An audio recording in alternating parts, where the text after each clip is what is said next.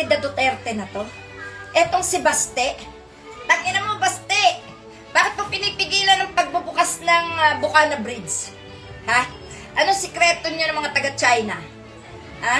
Bakit mo pinipigilan? 2 taon na pala yan mahigit. No? Ha? Alam mo, yung utang inang inutang ninyong 17 bilyones na yan sa China. Yan ang kinatatakot mo yan. Anong sikreto ng Bukana Bridge? Ayaw mong pabuksan. No? Siguro, puro light materials ginamit nyo dyan, ano? Siguro, talagang binembang-bembang nyo yung pera dyan, ano? Tapos ang taong bayan ang magpapasan ng pagbabayad. Utangin na kayo, ang ikinontrata nyo sa China, yung aming China Sea, ay itong aming Philippine Sea, no? Ha? Utangin na kayo. Wala kayong gawang magaling.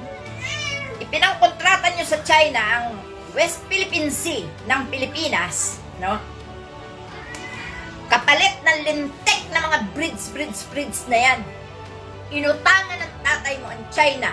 Magkano yun? 17 billion ang inutang para lang magpatayo ng putang inang bridge na yan, kunwari.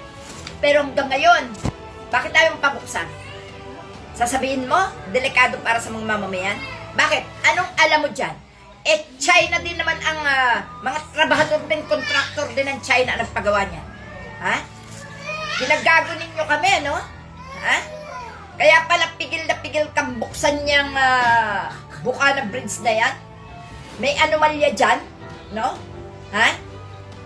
Ayun ni Amy Marcos, tanga-tanga kayo talaga eh, no? Hayop na nga to, mga mandarambong. Tangina. Pagkatapos ngayon, para hindi mabuksan niyang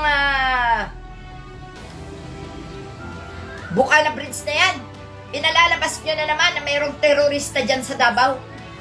Wala namang ibang terorista dyan, kundi kayo-kayo rin eh. Ha?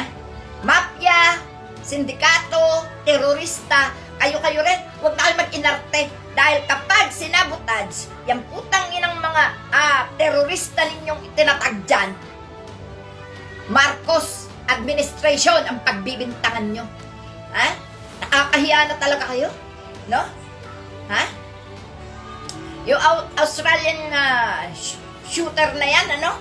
Yung mga pinalalabas nyo ngayon na may mga kaguluhan dyan sa Davao? Yung mga sinasabi yung mga terorista? Tarantado ka rin, Baste. Ang galing mong mag-inarte. Manang-mana kay Sara Duterte. Ay, si Sara Duterte, sinisigaw na ni Matubato.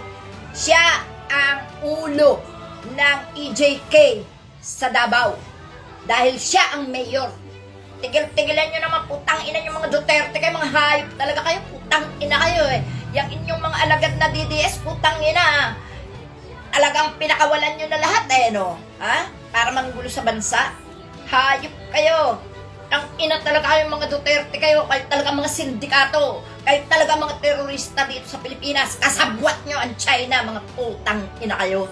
Ha? Ikaw, Sara Duterte, galing mo magmura, putang ina ka, dinadarag mong taong bayan ha.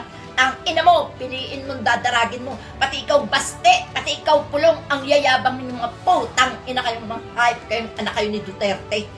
Tang ina mga to, puro perwisyo, utang nyo, trilyon. Ha?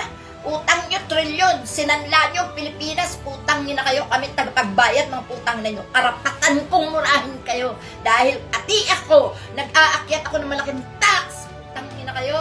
Ha? Ninanakaw nyo lang yung inyong mga alagad na senador ng mga magnanakaw. Pagkatapos kayo mismo ng mga ugat ng kapahamakan ng bansa, utang ina kayo.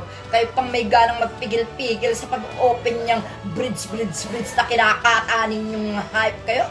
Kayo rin ang gumagawa niyang mga teroristang yan na kinakata-kata nyo, tapos pagbibintangan nyo yung administrasyon ngayon. Tang ina mga to, hayop talaga kayo.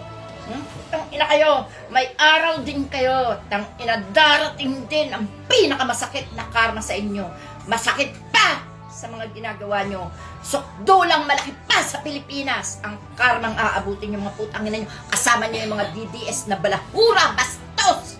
No? Ha? Mga amoy imbornal ang mga putang ina. Okay,